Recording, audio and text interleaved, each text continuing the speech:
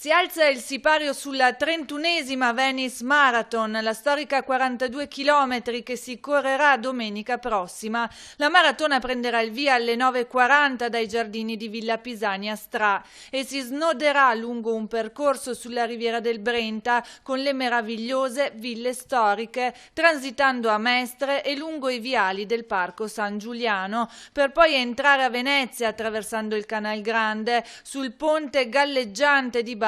sfilando in piazza San Marco. Infine gli atleti taglieranno il traguardo in riva Sette Martiri.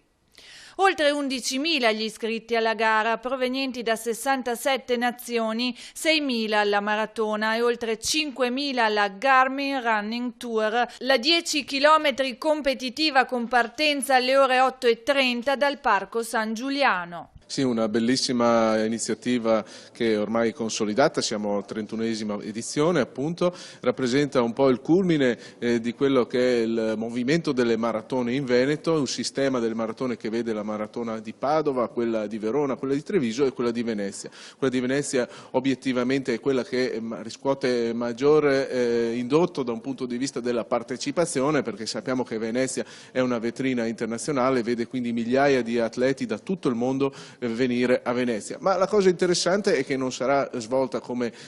usualmente si fa solamente a Venezia, ma